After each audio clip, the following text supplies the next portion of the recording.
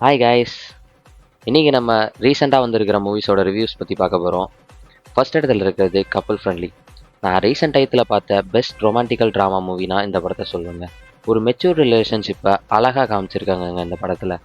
அந்த பொண்ணு அந்த பையனுக்காக செய்கிற நல்ல நல்ல விஷயங்கள், அந்த நல்ல நல்ல விஷயங்கள்னால அந்த பையனோட லைஃப் மாறுற விதம், அதுக்கப்புறம் அந்த பையன் அந்த பொண்ணுக்காக செய்கிற விஷயங்கள், இதெல்லாமே ஒரு அழகான ஸ்டோரியாக உருவாயிருக்குங்க இது.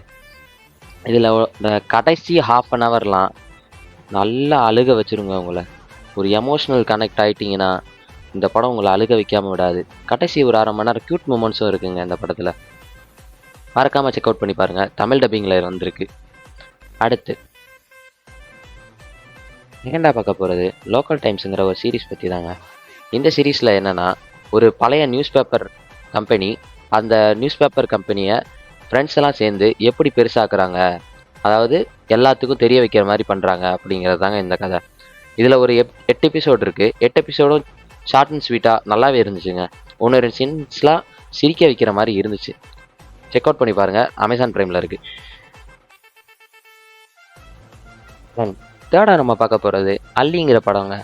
இந்த படம் ஒரு ட்ராமா சஸ்பென்ஸ் த்ரில்லர் படம். இந்த படத்தில் யார் நடிச்சிருக்கான்னா ஜோஜோ ஜார்ஜ் நடிச்சிருக்காரு.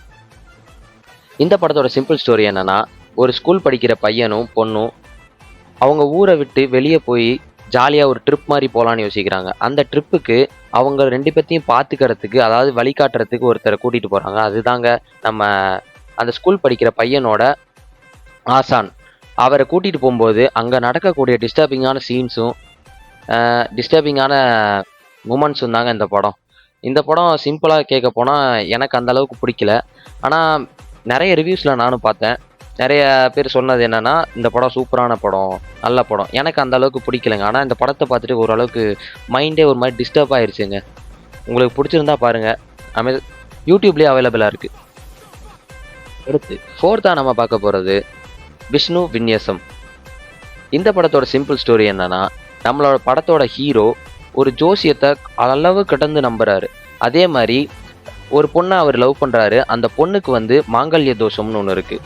அதாவது ஃபஸ்ட்டாக கல்யாணம் பண்ணுறவன் 6 மாதத்தில் செத்து போயிடுவான் அப்படிங்கிற ஒரு கண்டம் இருக்குது. இதுக்கு நடுவில் நடக்கிற காமெடியான சம்பவங்கள் தான் இந்த படம். எனக்கு இந்த படம் அந்த அளவுக்கு பிடிக்கல. ஏதோ ஒரு ரீல்ஸ் வந்துச்சு, அந்த ரீல்ஸை வச்சு தான் நான் இந்த படத்தை பார்த்தேன். அந்தளவுக்கு பிடிக்கலைங்க. சும்மா தள்ளி தள்ளி பார்க்கக்கூடிய படமாக தான் இருந்துச்சு. ஓட்டி ஓட்டி பார்க்குறதுனா பாருங்கள். லாஸ்ட் அண்ட் ஃபைனலாக பிரக்கம்படம்ங்கிற படங்க. இது ஒரு ஹாரர் காமெடி ட்ராமா மூவி.